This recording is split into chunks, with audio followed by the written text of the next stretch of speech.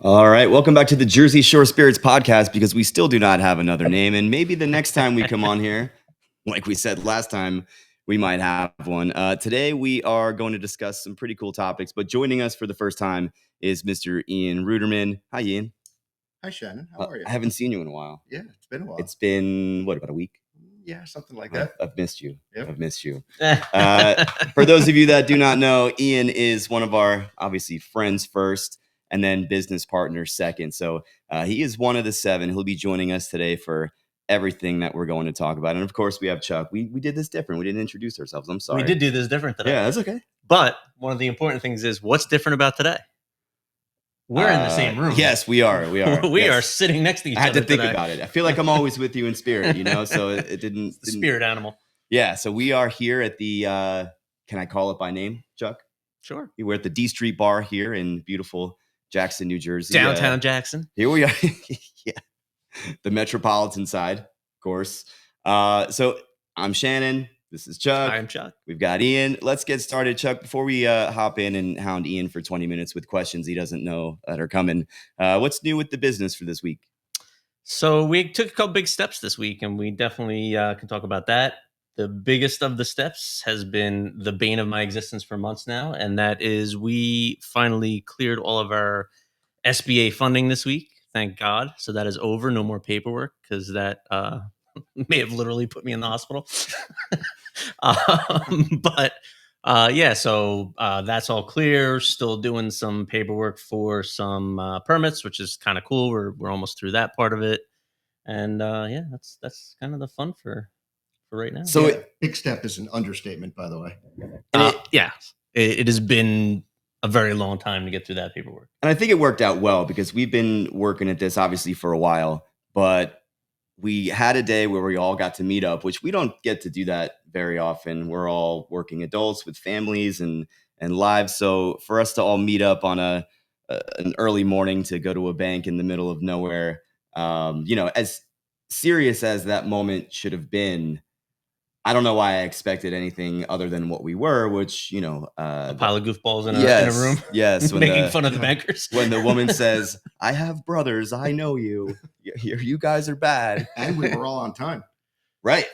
Yeah. Eric was the last one, right? Yeah. Yeah. So if you're listening, Eric, we remember, man, you were late. And after we signed all this paperwork, we went to this really lovely Irish pub. And of course, Eric was the last one there. Again, he decided to not park in the designated parking lot and parked about a block or two away. But watching him walk up to the establishment was probably my favorite part of that day. Yeah. I think. Yeah. It was nice. It was relieving to get that all done. Yeah. Good day. Now here we are. We're all on the hook. On to the next thing. Yeah. All right. So that's kind of our business update. With all that being said, we are kind of right in the thick of all the details and all of the planning and things like that. So as we move along and we're making more announcements, we'll update those of you that are listening soon. But before we get into all of the other stuff we have planned, Ian, I want to talk about you a little bit. Who are you? Who am I? That's the age-old question. Right. We just went to philosophy. Well, I don't know exactly what you want to know, but I'm a lot of things. Okay.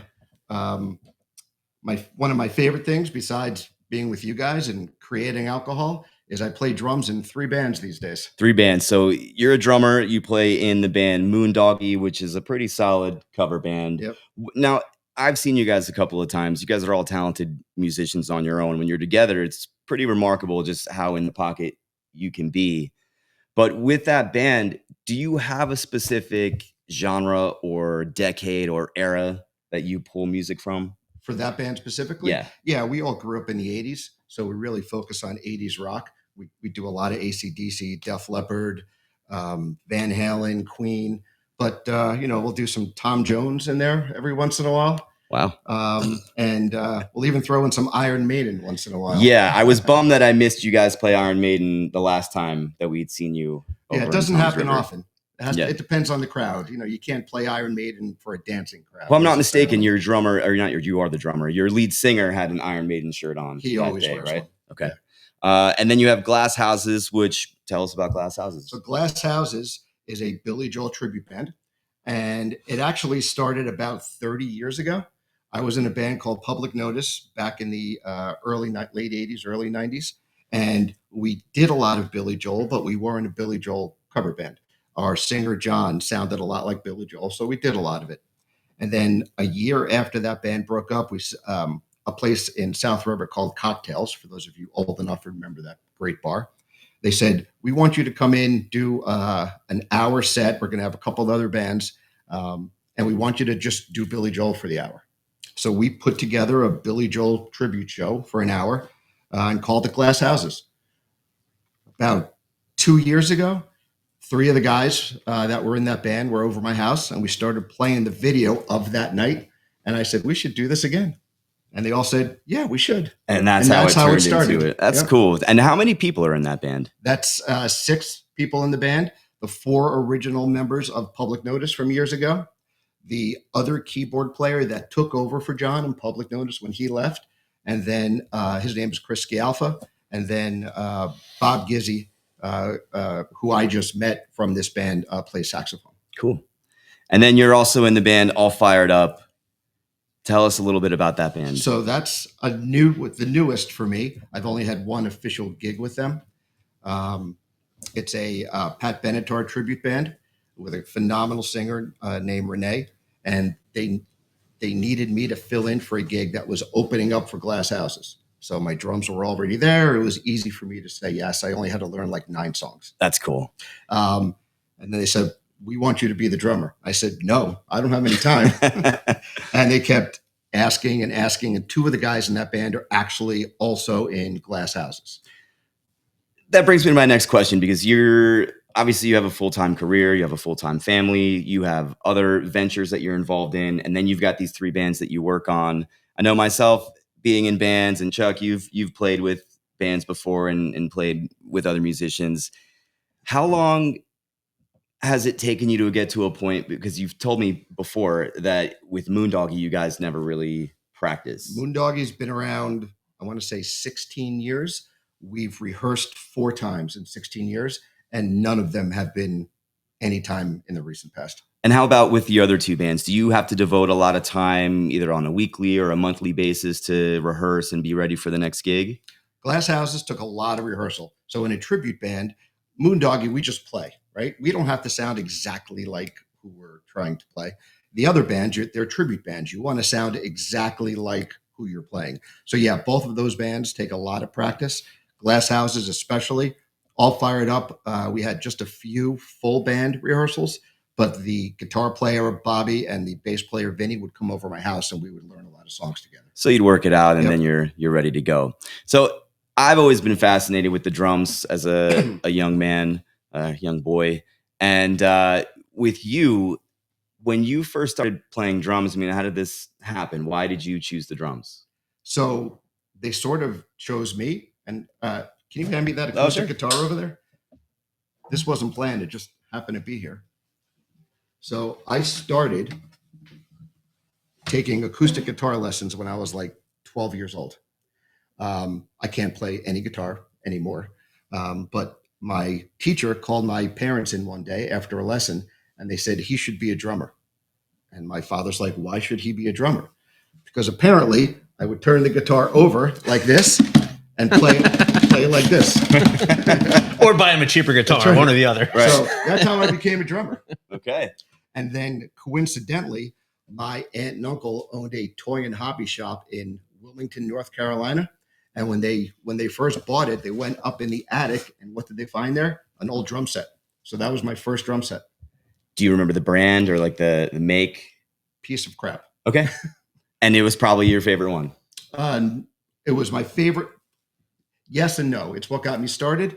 I never played an actual gig with it or anything like that. Though. Did you take lessons growing up? Absolutely. Okay. And now currently, I would say that you're an established, accomplished musician.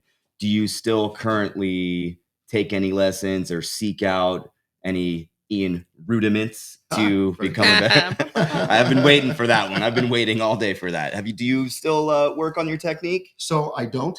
At this point, I feel that I am what I am. Could I be better? 100%. I could be a lot better.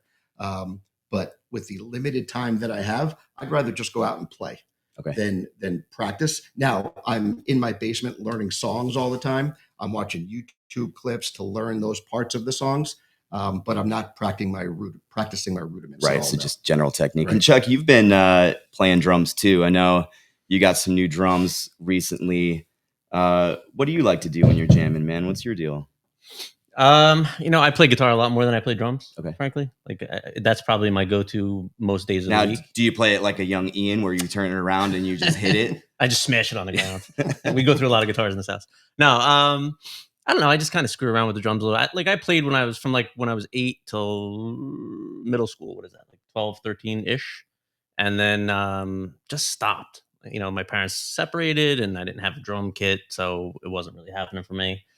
And then when I got into my late teens, 17, 18-ish, I got a guitar and I just started playing guitar. And I didn't really play drums again until Ian came here to set up my drums 6 months ago, maybe. Something like that. Somewhere around there. So I've only really been screwing around with it. The cool thing is my daughter's been playing it a little bit, so I kind of dig that. She comes in here every so often and I'll hear her kind of just messing around with it. She'll pull up a YouTube lesson and kind of just do it that way. Okay.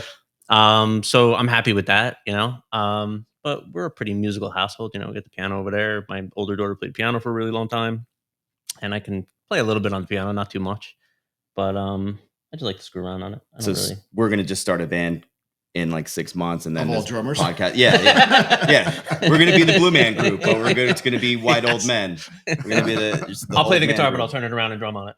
Perfect. That's what we need. Ian, this is a question I always love to talk to other musicians about. Is there any one song or artist that you really love to play or practice to? So lately, I've been practicing so much Billy Joel and Pat Benatar. I will tell you this: everybody was a Pat Benatar fan growing up, right? That she just had so many great songs. But I never realized the quality of the songwriting and the playing in those songs till I had to try to learn them pretty much verbatim. So I'm really enjoying learning that. In the Billy Joel band, Liberty DeVito, Billy's old drummer, his studio playing and his live playing were completely different. So I really enjoy trying to figure out which one I'm going to play with that band.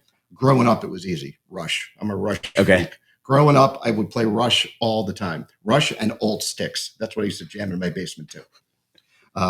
But now I'm so busy trying to learn other songs, I don't really have time for that. Okay. And that's where you're still like a student of music, right? Like now you're listening to these songs again, but you're pulling them apart and you're kind of analyzing the element. I got distracted because you mentioned Sticks and I just thought about singing that with Chuck. Put it on the list. I'm hearing Miss America in my head right now and I'm ready to go. You mentioned Rush. Did you see that they've got a new drummer? I did. And a new tour? Yep.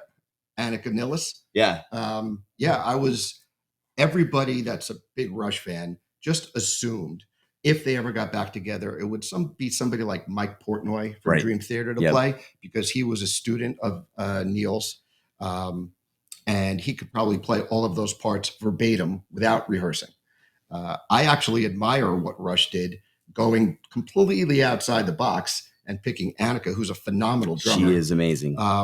And I don't necessarily expect her to play Neil's parts verbatim, other than some of the classic ones you have to do. But I'm really looking forward to seeing her playing with them. Yeah, I think it'll be cool. Before we move forward, for anyone listening that maybe hasn't seen your band or would be interested in it, where can we find you on the internet and where are you playing next? So Moondoggie next weekend. So Friday the 21st, I believe that is. We're at the Cabin in Freehold. And Saturday the 22nd, we're at B2 in Bayville. B2 Bayville, shout out. Yep. And Glass Houses just played at B2 Bayville last Saturday. Glass Houses, our next gig, I believe it's at City Winery in Manhattan. Cool. I'm not sure of the date off the top of my head. All fired up. We did just secure a date at McClune's in Asbury Park on December 27th. Cool. And then obviously you can find all three of these bands on Facebook. Instagram. Yeah. It's Moondoggie Band, Glass Houses, the Billy Joel Concert Experience, and All Fired Up the Pat Benatar experience. Awesome.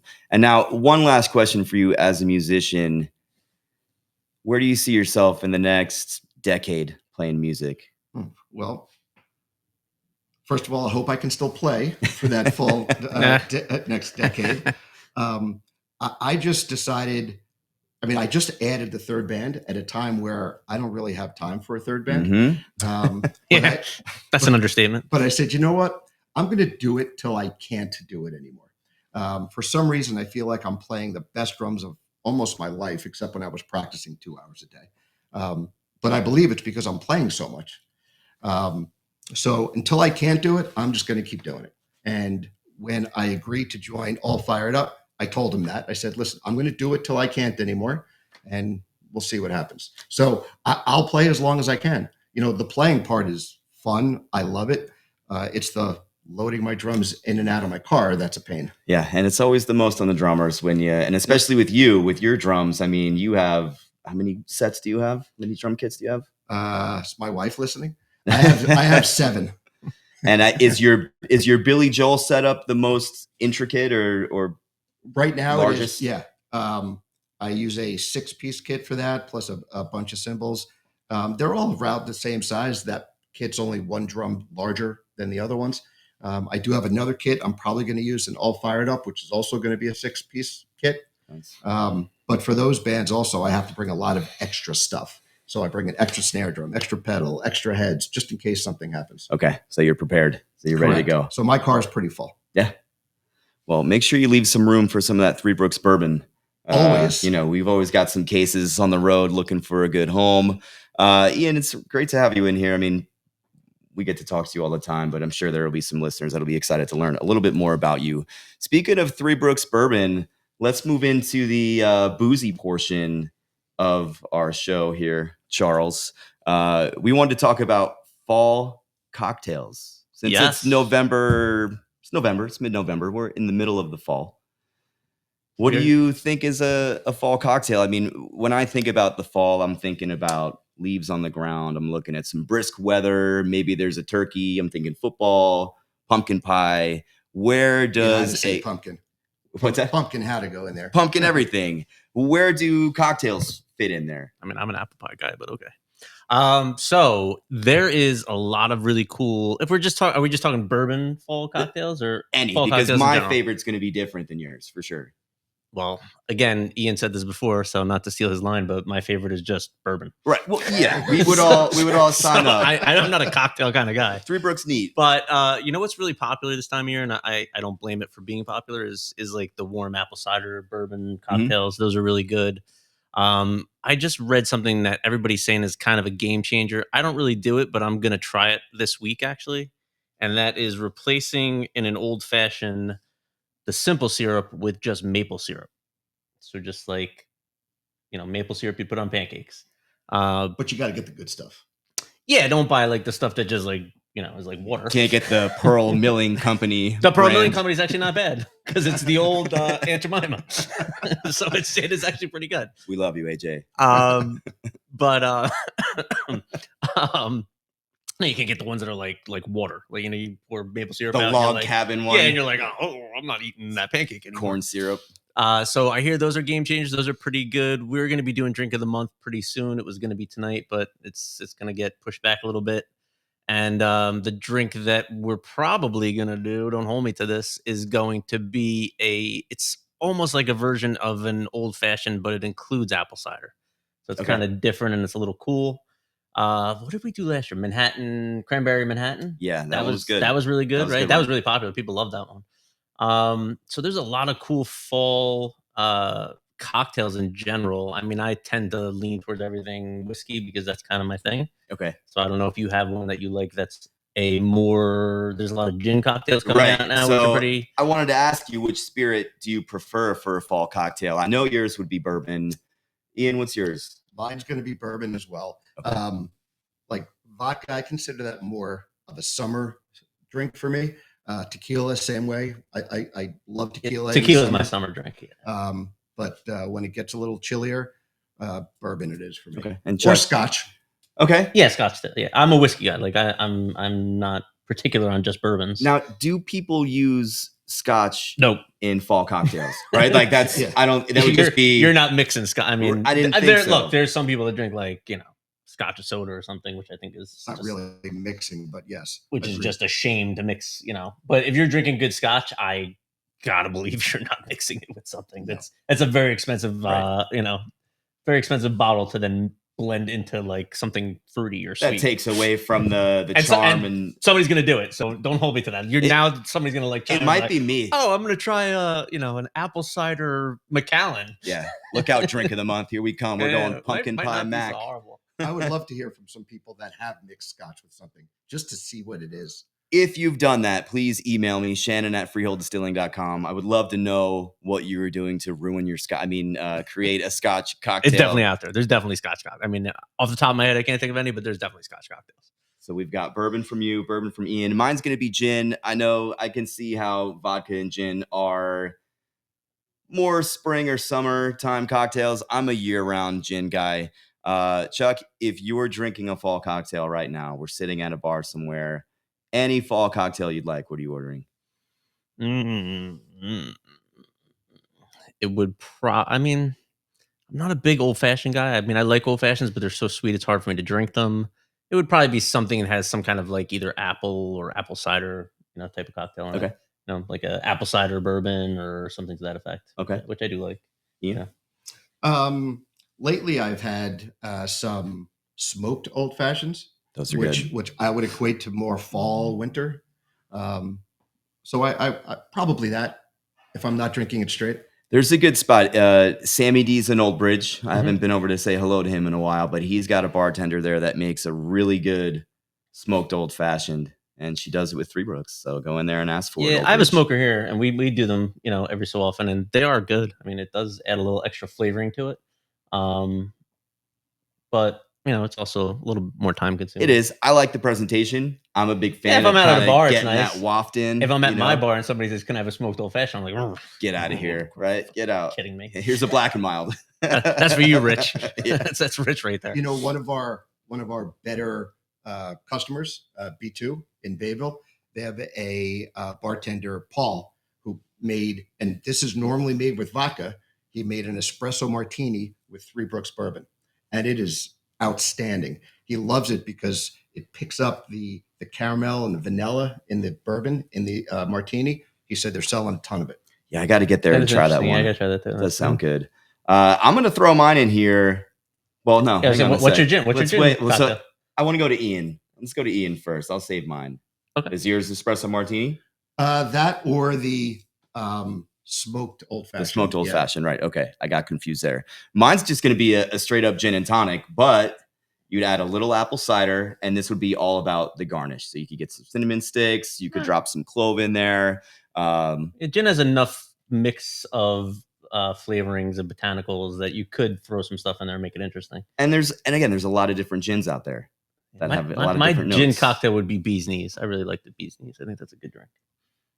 Could you make that a fall cocktail? Sure. Though? What would you do to it? Add a little cinnamon to it. Okay, a little sprinkle of cinnamon. I like it. Cinnamon makes everything fall.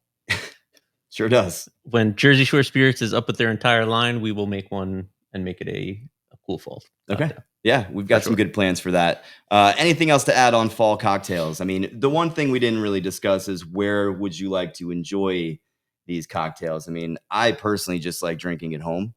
It's easier and cheaper, but I'm not the best mixologist.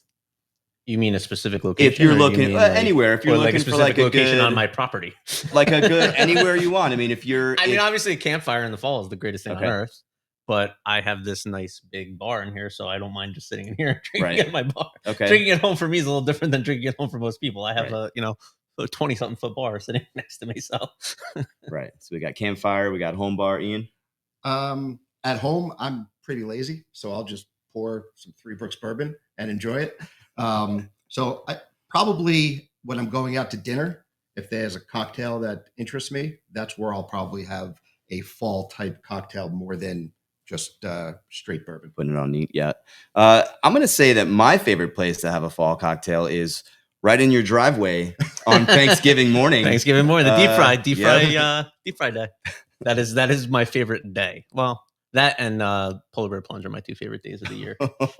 Those are the 2 best days here. Yeah, I'll be skipping that one this year. Good time. All right. We're getting closer to the holidays. We've got Thanksgiving is what, 2 weeks away? Week and a half. Something like that. You guys ready for Thanksgiving? Got any plans? Ready as I'm going to be. Thanksgiving's easy. There's nothing to get. Like, it's just I'm here. I refuse to leave my house on Thanksgiving. So How much cooking do you do for Thanksgiving? Stacy does all the inside cooking. I do all the deep fry outside stuff. So you do all the kind of like we split the explosive- day in half basically, and I do the morning and she does the afternoon. Okay. And you typically stay home, right? You have family coming We over, don't. stuff like that? Yeah, we have family that comes here. We don't go anywhere for Thanksgiving. That's just kind of always been our thing. Okay. Ian, what about you? We have family that comes over. My only job is to keep a drink in everybody's hand and cut the turkey, carve the turkey. Otherwise, I'm done. Well, that's easy when you're pouring neat all night, right? Like, Well, for that, I'll pour whatever they want. gotcha. Boo. Three Brooks only. Got to get the word out. I usually cook and stay home and just have family come by. I'm always trying to do something new in the smoker or figure out some redneck way to cook turkey. It's always a good time, in my opinion. But with Thanksgiving, and I mean, we're already there now, and I could go off on a tangent about how retail has ruined the traditional timing of the seasons and the holiday season specifically, right? So when you have Oktoberfest coming out in July or August, you have Halloween stuff in September. Thanksgiving is also in October, right? So this brings me to my point, which is Christmas time and Christmas music or movies. Now, I typically dread Thanksgiving, at least after Thanksgiving, because I overeat and then I have to clean up. But then it's nonstop holiday music everywhere that I go. So I celebrate Christmas. Chuck, you celebrate Christmas? I do. Not on a religious scale, but I celebrate Christmas. Well, everyone yes. celebrates different things. Ian, what are your go-to holidays here around this time? My family is mixed, so we celebrate everything. We do some Christmas, we do some Hanukkah, a little of everything. Throw it down for Kwanzaa. We haven't gotten there yet, but welcome. But welcome to this year. Yeah. 2025. So holiday music pops up. I want to talk about Christmas songs in particular first. And let's talk about the one song that you absolutely don't want to hear ever. Oh. Because I've always been a Grinch as an adult. So almost every song that I hear, I don't want to hear. So I'll start because that's pretty much just about every Christmas song. Okay. And it's not because I didn't grow up with Christmas. It's over. It's too much of it. Way too much. What do you think, Chuck? I'm going to say the Mariah Carey song. I think I can't stand that song. All I Want for Christmas Is You. Because it just feels like it just keeps going. Like you change the channel and it's on again. Well, I was building out this whole present for you where I had like this hydraulic operated gift and I was going to jump out and sing that song in the Mariah Carey bodysuit. So I'll have to, You'll have to reconsider. come up with, I think maybe Take a Last different Christmas song. might be, Okay, well, we'll do that. might be more my speed. And I think mine might be Last Christmas. Okay. I think that's the one for me. That is the one I don't want to hear anymore because now, it gets to a point where it's good, cool. I hear it. And then every single band is updating it, doing it. There's something else. I would say that's the one that I probably don't want to hear again. Yeah. No, I don't blame you. Well, how many original Christmas songs have you heard lately? They're all redos. They're pretty much all. There are Every so often, some- somebody will throw one Right. out there, and it doesn't get very popular because it's an original Christmas song. Everybody still wants to hear the same shit, just recycled. There was a good pocket in American pop music where they would, artists would come out with their own Christmas album where it would have a blend of like covers, traditional songs, and then their own Christmas song Mhm. that they wrote. And some of those have been a little catchy, like Justin Bieber, right? That's a big hit in my house with the girls. He had his Christmas album. Kelly Clarkson, she put one out. Kelly Clarkson. Kelly Clarkson. Are you a man-o'-lantern? Wrong great. holiday. That's a great movie. What about a favorite holiday song, Christmas song, favorite Christmas song? Trying to think what my favorite Christmas song would be, if I had one. Probably the Stevie Wonder. What Christmas Means to Me. Is that the song? Okay. Is Yeah. that the song? I hear that one I in my like head. the beat of that song. I like the. Yeah, I like that song. I think. All right. Upbeat. Stevie Yeah. Wonder. I like Stevie Wonder. So Yeah. it's hard to not like Stevie Trying Wonder. to not say any of the jokes that are going in my head right now while simultaneously trying to create more that are Christmas themed. Didn't see that one coming. Ian? Well, as I mentioned, I'm not really a fan. So I'm going to go with based on the earlier part of our discussion, has to be The Little Drummer Boy. No? Okay. Yeah. And again, that's another one that's been done by Well, I like the was it David Bowie? David No. Bowie. Yeah, David Bowie Yeah. and Bing Crosby version. Pum pum pum pum. Yeah. I'm gonna go with Augie Rios. Donde está Santa Claus? Right? Starts out with the Mamacita. That's always my one. I hope he doesn't forget to bring the castanets. I can't believe that song was 1958. I feel like it's very ahead of its time. Yeah. Santa's a G. I think I need you to sing it more so I get it. Donde está Santa Claus? It's just this little Nice- kid who's nice asking where work. Santa is. Yeah, it's a good one. I would also throw in the Christmas Vacation theme song. Why? And oh yeah. I don't know the words, but in the background, it's like the background singer's like ring a ling a ling ling. There's that. There's it's about time for Christmas vacation. Yeah. Right? I feel like that's a good one, but I think I like that one because then I know the movie's on. Yeah. So usually if it's in the beginning, I know the movie's coming on, or I just finished watching it, so I have that association with that song. Yeah, which is one of the greatest Christmas movies of all time. Now that kind of leads me into the next part of this conversation. Holiday movies, and we can include any holiday here, but if there's one thing that's more oversaturated than the holiday music market, it's probably the movie market. I mean, you have the Hallmark Channel that's dedicated to Every day of every month of right. every It's year. the 365 days of Christmas. Christmas, yeah. And all of those movies are terrible, by the way. Although the woman, I honestly, just to be fair, I've never watched one of them. so It's I've not seen my a thing. couple. Guilty as charged. Don't clown me. Don't drag me. But they now like contract with actors and actresses that they exclusively make movies for them. And Candace Cameron is one of them who is signed on to do that. I forget her name, but she's the girl in The Wonder Years. Oh, yeah. Like Danica something. Oh is her yeah, name. yeah. She Okay. I has- didn't even know she's. I thought she was like a scientist or something. This is where I Winnie reveal Cooper. that maybe I watch more of these movies than I Winnie like to Cooper. admit. Yes. But I would say let's talk about your favorite holiday movie first. I mean, Christmas Vacation is definitely up there. Elf is definitely up there. It's a Wonderful Life. Do you consider that a Christmas movie? Absolutely. I have to watch that every time. It's not like I love that movie. Yeah, so I'm going to get some flack for this. Never seen it. Never seen the entire movie. And I think that's Oh, okay. It's a Wonderful Life is like a tearjerker if you watch. Yeah, like, that's when it why gets to the end of I that, mean, you're like, oh it's not my go-to because of that. But if you're in the holiday spirit, yeah, that's one that I love that movie for sure. What about you, Ian? Die Hard, if that counts. That does count. Christmas Vacation, of course. All the vacation movies. Elf is good. Elf is funny. Probably I'm going to stick with Die Hard. Okay, Die Hard's good, and I think we're all on the same team here that Die Hard is a Christmas movie. I would consider it a Christmas. Anything that has like a Christmas setting, I would consider. Right. Lethal Weapon to me is a Christmas movie, I would agree Right. because it does. I mean, TNT is always running that, and I'm too. more of a Lethal Weapon guy than a Die Hard guy. But Okay. it is. It's Loaded Weapon for me. That's the one. And Loaded Weapon. That's the movie that you got to go to. For me, I think my favorite holiday movie or movies. Every year, it's Nightmare Before Christmas with the kids. Okay. Krampus is a good one. I'm more of like a horror Halloween guy, and I would say Bad Santa. Bad Santa's a good one. Those are the ones that are in my house. Now with the girls, they put on all the other they're not watching Bad Santa sappy too much, ones, yeah. but I'm always putting on like the messed up Christmas movies. I have another one that's not really a Christmas movie, but there's Santa Claus in it. Trading Places. Oh, It's a Trading good one. Places is a great Yeah. movie. Yeah, That's a solid one.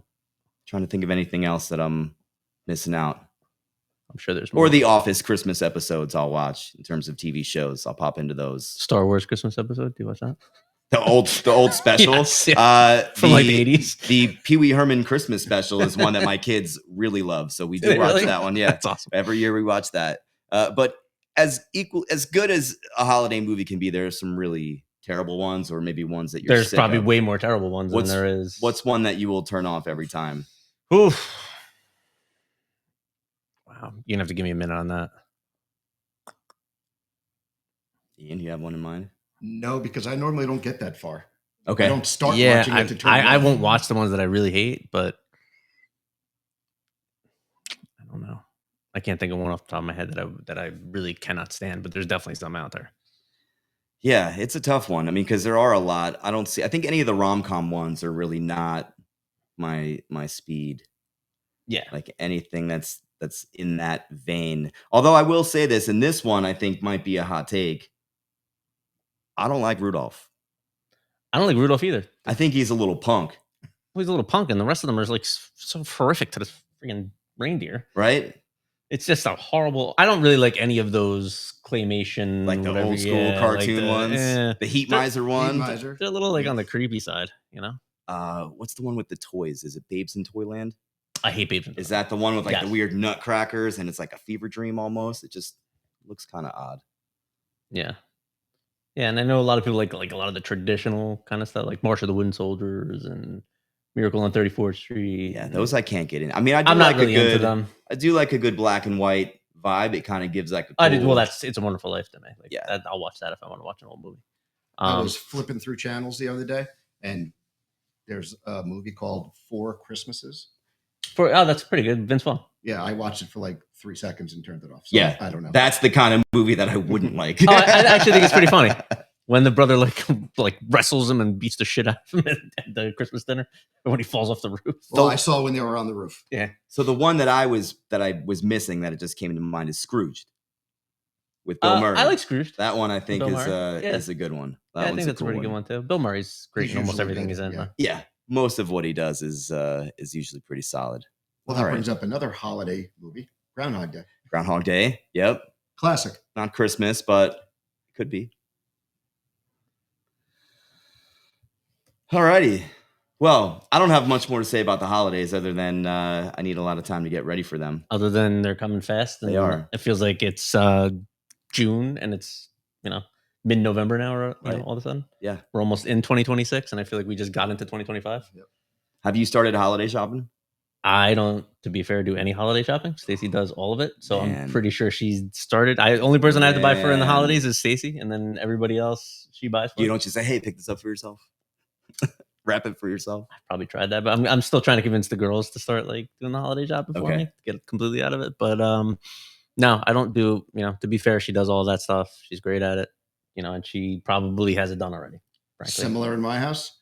And I get a list. So I just don't deviate from the list, because if I do deviate from the list, it goes back. That's where something bad happens. I don't yeah. even get a list. That's actually the hard part. Is we're like, because I wind up overbuying stuff because I don't know what to get, and then I'm like, oh, I don't feel like I got enough, and I just keep buying shit. Like last week of Christmas, Yeah. then I'm like, oh, I just spent so much money on all this stuff, and I don't even know if she wants half of it. I try to be proactive. Like I will try to start now to do holiday shopping, but it never goes well for me. So I'm always the guy that ends up at a mall somewhere, Same. and my first destination is whatever has an open bar that I can go to, and I have a couple I drinks. got you this get bottle ready. of.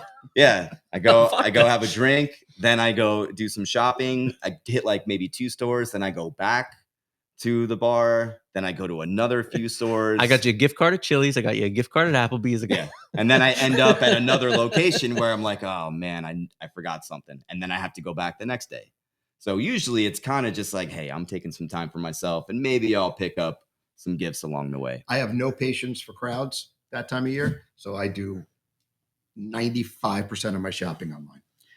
Well, I think we should. As long as you do it early enough, then you're golden. Yeah. Well, the You know. shipping is always the And pain you gotta because like cross your fingers and everyone hope is- that's Yeah. Well, I think this year, the 7 of us should all go take a picture with Santa, tell him what we want for Christmas.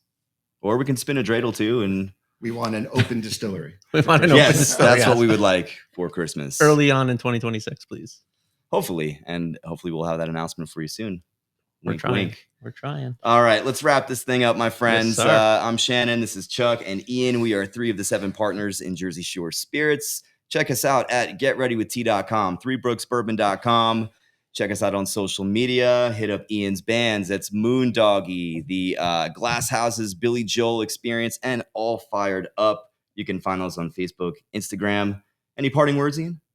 It was great to hang with you guys. Had a lot of fun today. All right. Thanks for coming on. We'll see Ian again. No worries. Everyone have a nice week. We'll catch you next time. Later, kids.